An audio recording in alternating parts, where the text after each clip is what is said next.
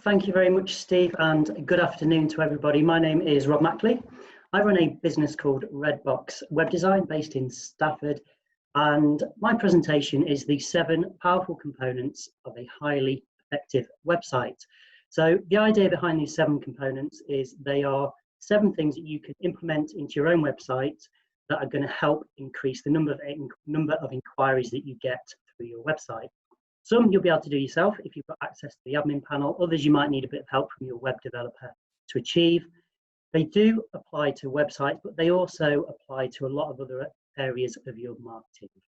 So let's go ahead with component number 1. So this is your key message.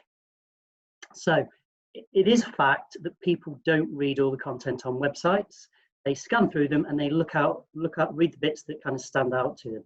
So it's really, really important that you get your key message. So that one main statement you want to communicate to your potential customer over really quickly.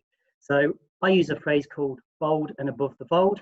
So the bit that you really want them to read your key message needs to be bold, stand out above everything else, and it needs to be above the fold, which basically means it appears on the screen before they've started to scroll.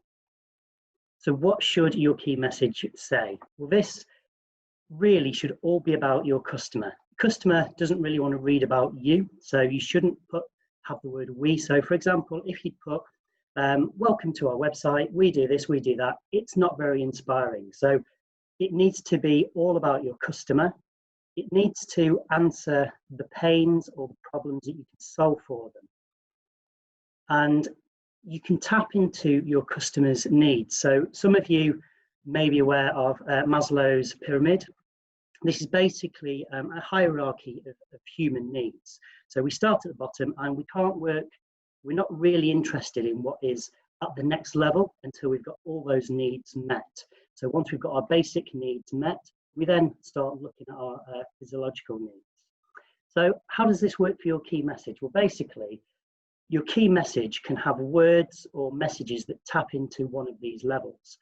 The way we do it, so our key message is get a website that you're proud of and that helps you generate sales. Well, proud is quite high up in the pyramid. It's esteemed needs, so we're making them feel feelings of prestige and accomplishment.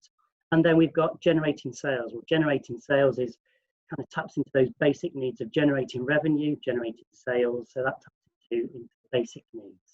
So have a think about your key message and does it tap into any of those needs? Quick checklist so you can look at your key message. This is probably one of the most important things. If you don't get this right, they're potentially not going to scroll down and read the rest of your website. So first of all, keep it short, one sentence that just clearly explains from a customer's perspective what it is you do. Use the word you more than we, because we're talking about the customer. Explain what the problem or the pain is that you solve for your customers. Make it bold above the fold, and try and tap into at least one level of Maslow's pyramid. So that is your key message, which is component number 1. So moving on to component number 2, image of success. So we all know that first impressions last. So what is that first image that the visitor sees on your website? What is that first impression? What emotions is it triggering with the visitor? What are you making them feel? So wherever possible, if it's relevant to your brand, we like to recommend a kind of a happy, satisfied customer that is going to make the person visiting the website kind of get a feeling of positivity that what you're going to do for them is going to bring them success. You could show a photo of your customer getting success from using your product or service. Make sure this photo aligns with your core values. So at Redbox, we're a friendly, welcoming team. So we've chosen this picture very carefully to kind of portray that as a core value. If you are a professional service, maybe a legal firm, maybe that isn't quite the right image for you. So make sure that that photo taps into your core values. And finally, make sure it sits alongside your key message. So if you've got a really good key message that talks about the problem you solve for your customer, make sure that photo aligns with that. So have a look at the photo you've got on the first place in your website, and kind of ask yourself those questions. If you've got a photo of the outside of your building, that's probably not the right photo. That's not going to kind of create emotions or feelings about your business. So that's number 2. Moving on to component number 3, your 3 uniques. So you've probably got lots of competitors in your field. So what is it that makes you different? If you can get this down to 3 simple short bullet points, it's going to deliver that message really succinctly to the visitor. Oh, now I understand why these guys are different. If you don't understand or you're not quite sure about this, simply ask your customers, why do you use us? Why did you choose our business? And they'll usually highlight some things that you might not have even thought of. So once you've got your 3 uniques, simply display them as a bullet point list under your key message. Your 3 uniques, what we like to do is expand on these. So we've kind of said what they are, but now we need to explain what is the benefit to the customer? Why is it relevant that we're showing that we're different in this way? So explain in a very short paragraph or sentence why this unique is going to benefit your customers. So moving on to your core offering. So you've probably got more than 3 products or services. If you have, displaying them all on your homepage is potentially not the right thing to do. As I've said many times, people scan through websites, they don't read all the information on there. So if you've got 8 different services, which are all valid to your business, displaying all 8 is potentially confusing the issue a little bit. So ideally what you want to do is choose 3 or 4 core products or services that you can display on your website. Now, how do you pick these 3? It might be the 3 that generate the most revenue for you. It might be the 3 that you have kind of in your plan of growing your business. It might be the 3 that you want to do most, the most that you enjoy the most. But it really does help if you can narrow down, if you've got a broad range of services, narrow it down to 3 or 4 products and display those on your homepage. So moving on to component number 5. So we've already explained what we do, why we do it, how we do it, and what our core offering is. What we need to do now is to prove to our visitor that they can trust us. Now, there's a number of ways of doing this. You might have some accreditations or some certifications that you can display the logos of. You might have won some awards.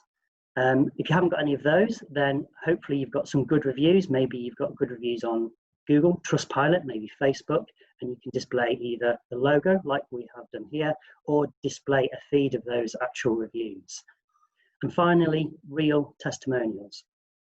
I've underlined real because you need to, even if they are real, you need to make them look real. So including a full name of the person and the business, and either a photo of that person or a logo of the business, just helps kind of get that message that these are genuine testimonials. So by combining some of these things onto your website, you are allowing the visitor to kind of trust everything that you're saying about your product and service. So moving on to point number 6. So this is your proven process. So you want to explain to your visitors, if they engage with your business, what does it look like? What's going to happen?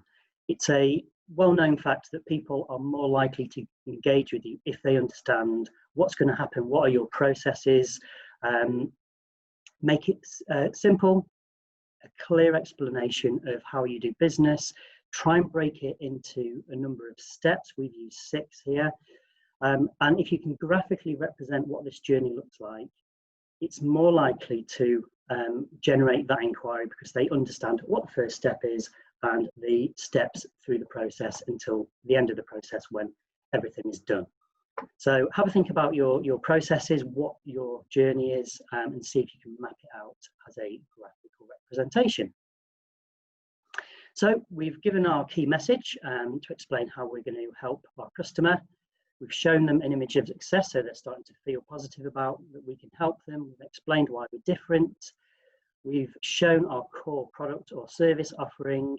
We've shown them that they can trust us, and we've shown them what it looks like when they engage with us. So what next? The most important thing, which is your component number 7, your call to action. So this really is just telling them what you want them to do next. So they want to get in touch with you, but what do you want them to do? So the beauty, the trick with this is making it bold, making it stand out, but most importantly, make it consistent across your site. If you have too many options, people will kind of and ah and not sure whether to, are they going to give you a call? Are they going to send you some information? Are they going to send you an email? If you've got one main call to action, and that is the way that you prefer people to get in touch with you, make it consistent, then they're more likely to take that action. So what we try and recommend is on a website, your call to action, top right of the website. So it's always there. So as people scan through the website, they're getting used to it being in the top right. Then particularly on a long page, halfway down, the exact same call to action. So you can see here we've used get in touch. So whatever your call to action is, just make it consistent and the same. And then finally, a call to action at the bottom of the page. So that's it. That's my 7 components of a highly effective website.